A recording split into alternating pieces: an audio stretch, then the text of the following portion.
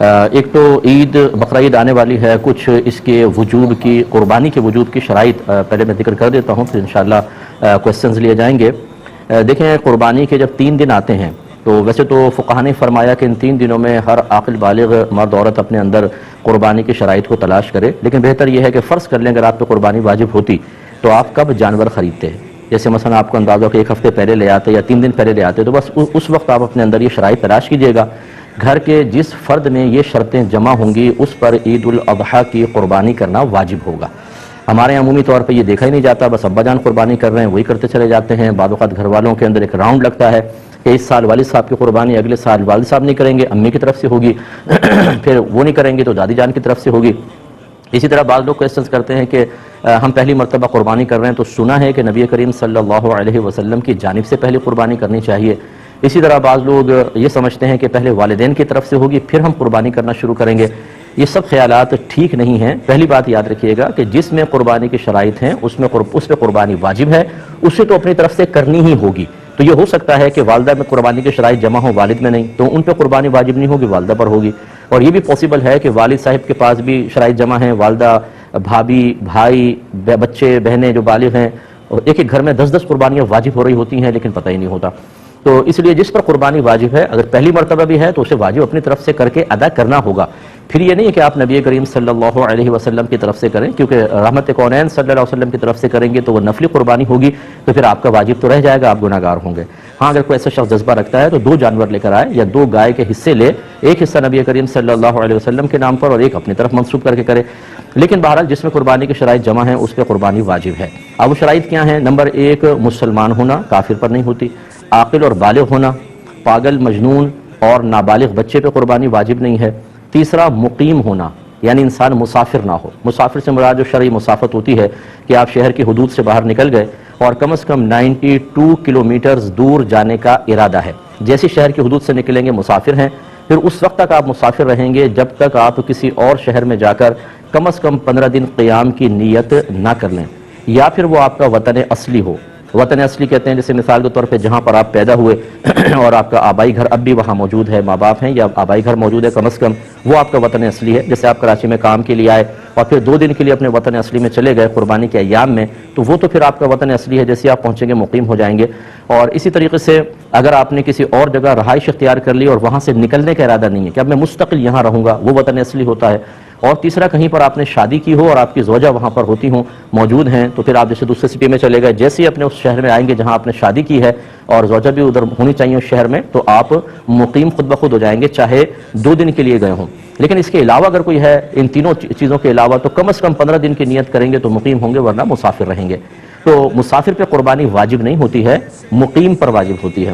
اور چوتھا یہ اچھی طرح ذہن میں رکھیے گا کہ قربانی کے 3 دنوں میں اگر آپ کے پاس اتنا مال ہے کہ جس کی مالیت 52.5 تولہ چاندی تک پہنچ جائے اور وہ آپ کی ضرورت سے یا حاجت اصلیہ سے زائد بھی ہو تو آپ پہ قربانی واجب ہوگی، یعنی یہ قربانی کا نصاب ہے۔ 52.5 تولہ چاندی تقریباً آج کل 45,000 50,000 کا حساب کر لیں آپ، بس اتنا اگر اماؤنٹ آپ کے پاس ہے اور آپ کی ضروریات زندگی سے زائد ہونا چاہیے۔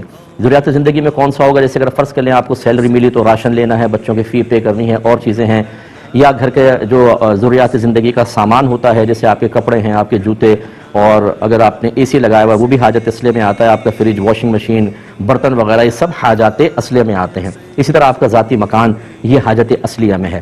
اس سے فالتو کوئی بھی سامان ہو کہ جو آپ نے جو آپ کی ضروریات زندگی سے زائد ہے یا پھر سونا چاندی کی شکل میں ہے تو وہ اس پہ قربانی واجب ہوگی۔ لہذا آپ کو دیکھنا یہ ہوگا، مثال کے طور پر اگر کسی بہن کے پاس 1 تولہ سونا ہے تو یقیناً 52.5 تولہ چاندی تک اس کی قیمت پہنچتی ہے، تو ان پر قربانی واجب ہوگی۔ یہ زکوٰۃ کے نصاب کو نہ دیکھیے گا، اس میں یہی لکھا ہے کہ اگر کسی کے پاس بھی کسی بھی قسم کا مال ایسا ہو جو حاجت اصلیہ سے زائد ہو اور اس کی مالیت 52.5 تولہ چاندی تک پہنچ جائے تو اس شخص پہ قربانی واجب ہے۔ لہٰذا یہاں تک فقہاء نے لکھا ہے، مثال کے طور پر اگر آپ نے کوئی مکان کرائے پہ چڑھایا ہوا ہے تو وہ تو آپ کی ضرورت سے زائد ہے نا، تو اس مکان کی بھی مالیت کا حساب ہوگا، قربانی واجب۔ اسی طریقے سے اگر آپ کا ذاتی مکان آپ رہ رہے ہیں، اس میں 6 کمرے ہیں، 4 یوز ہوتے ہیں، 2 کمرے بالکل بند پڑے ہوئے ہیں، ان 2 کمروں کی قیمت کا بھی حساب کیا جاتا ہے۔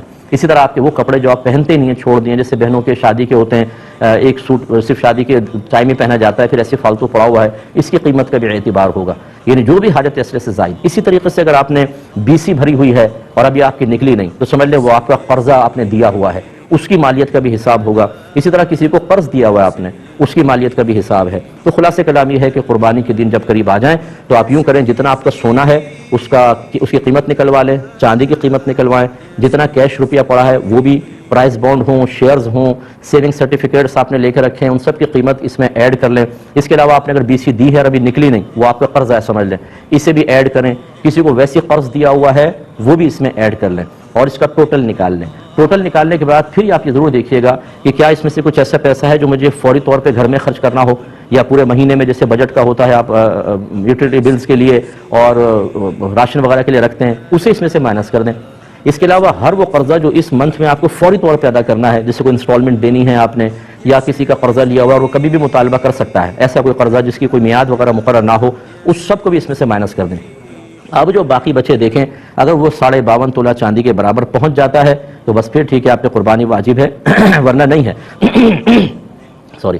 اسی طریقے سے آپ نے ان تمام چیزوں کو ایڈ کیا, قرض باہر نکالا, آپ نے کوئی مکان کرائے پہ دیا ہوا ہے, دکان کرائے پر دی ہوئی ہے, یا آپ دکان چلاتے ہیں, وہ دکان آپ کی حاجت اصلی سے زائد کے لائے گی, اس کی قیمت ایڈ کریں گے تو قربانی بن جائے گی. اس طریقے سے ہر گھر کا فرد قربانی کا حساب کرے. اچھا, جب اس قسم کے مسائل لوگ سنتے ہیں, چونکہ اس میں خرچہ ہوتا ہے, تو کہتے ہیں یہ تو ہم نے آج تک نہیں سنا تھا, پتہ نہیں کہاں سے مسائل نکال کر لے آئے. تو ہماری صحت پہ کوئی فرق نہیں پڑے گا, ہمارا کام ہے آپ کو سمجھانا.